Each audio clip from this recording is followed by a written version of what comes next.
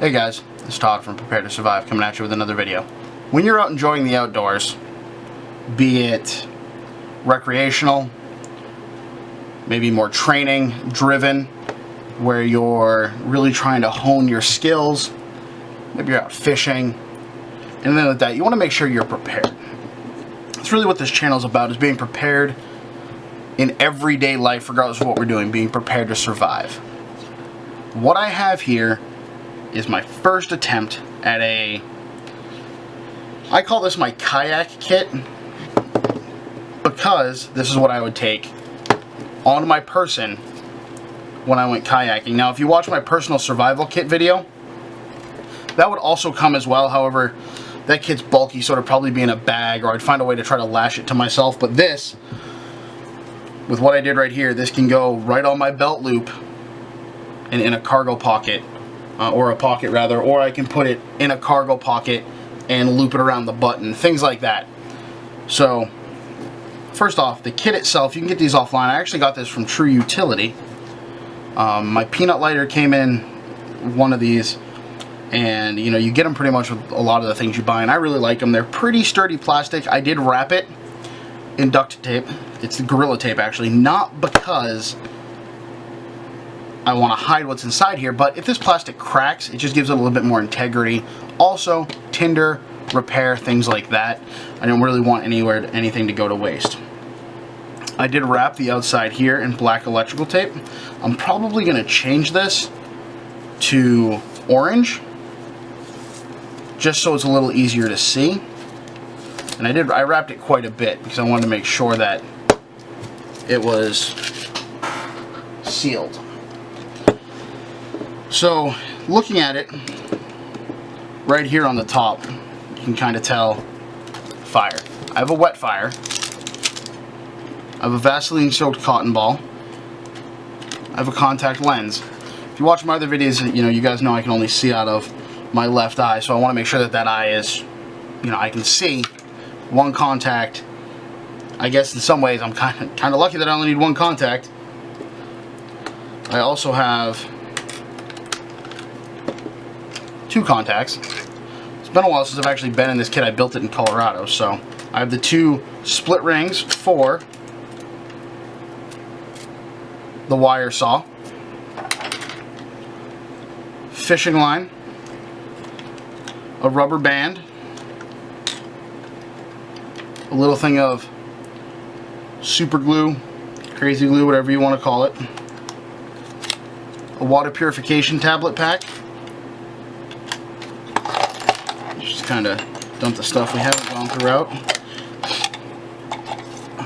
A striker, a hank of bank line. This is just a little cheapo frost cutlery. It's stainless. It's just a knife, so I have something. A little mini bic, a whistle, a Starfire micro flash, some more duct tape. This is the UST Tinder Quick and then actual Tinder Quick. Hand sanitizer, Vaseline. That actually looks like it popped. This is why it's important to check your kits, guys. I've had this kit for probably about 8 months and it's traveled across the country, and I always want to make sure that these things are intact. Vaseline soaked cotton ball, dryer lint, a can opener, and a ferro rod. This is my ferro rod and my striker right here. Okay. Matches, a sailcloth needle, fishing hooks, 2 lead sinkers, some different size safety pins. What I don't have in here that I would really like to put in here is a water purification bag. So if you stick with me, guys, I'm actually going to go grab that right now because I do want it in here because I got to put in there. The problem is that this bag is going to take up a substantial amount of real estate in there.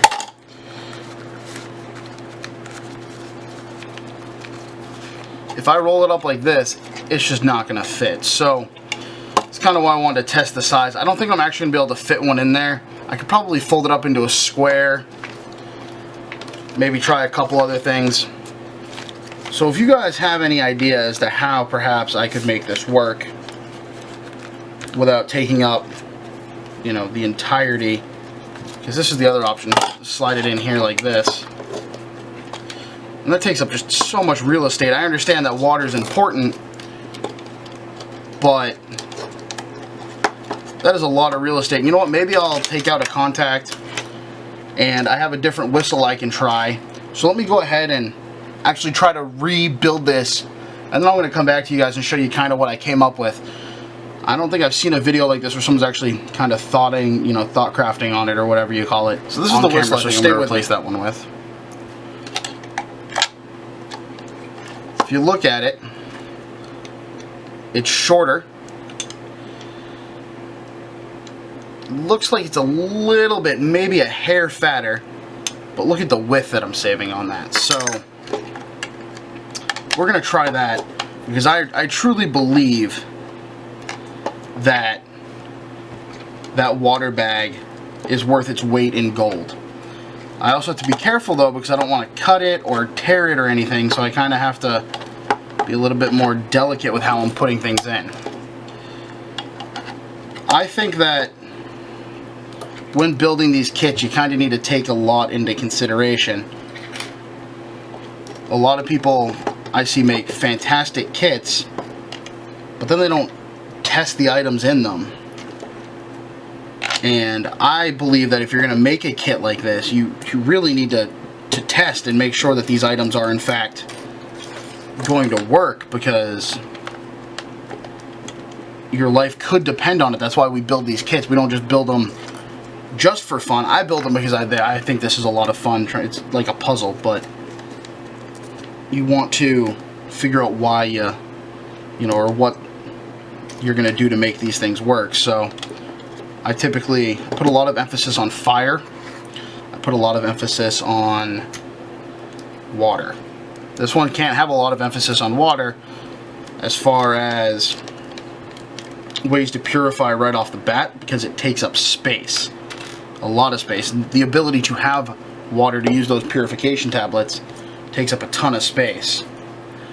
You know, in a survival situation, short term, food isn't going to be what kills you. It's going to be hypothermia, dehydration, potentially even diarrhea.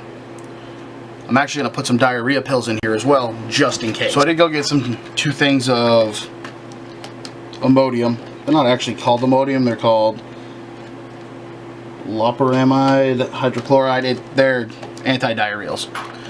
I just tuck them right in there. My thought when I originally made this was I didn't have these in the packs. I kind of had them in a bottle, and I didn't have a way besides, you know, something like this to keep them in. So I didn't really think about putting them in here at the time. Now, definitely I have a way to keep them in there, and I think if you're going to be messing with water at all, it's kind of worth it to have those anti-diarrheals. I mean, if you fall off a canoe, a kayak or something, you could get a mouthful of just gross contaminated water without even meaning to. And you know, that could potentially give you diarrhea. Is that really, you know, how you want to start a survival situation is with diarrhea? So I took some things out, and I'm going to show you what I took out and kind of what I left in. So what I took out, I have duct tape on the outside and I have electrical tape. So I took this roll out. I took this UST Tinder Quick out. I don't find them very useful. I took out dryer lint, the rubber band. I took out the crazy glue, super glue. Took out a contact and the safety pins. I also took out these rings. I don't know that I can fit them in there. I'm gonna try, but I don't actually know that there's a spot to slide them in here with the way this is packed. I don't see it. So my thought for that saw is put some backline is very tough, and it could do the job if I needed to, you know, to put it through there. I could also take some of this paracord and just make two little loops So I have the options to still make handles for that. But I think this kit is more complete. Like I say, this is actually one of the first pocket kits I made. I thought, hey, I should make a waterproof pocket kit for, you know, fishing in the summer on a boat. And I made this, and I'm really glad that I went through it with you guys, because I forgot what I didn't have in here, because at the time I didn't have these items. So now I feel like this kit's a lot more complete, and I feel a lot more solid with this kit. It's still not something I'm going to say, hey, let's go into the woods and survive off this kit. That's a terrible idea. Unless you're testing your skills and you want to see how the things in the kit work, but this is a backup to a backup to a backup. This is if I flip my canoe, my fixed blade, you know, and the kit falls off somehow, you know, my backpack, I couldn't get a hold of that, I lose everything. And I have this.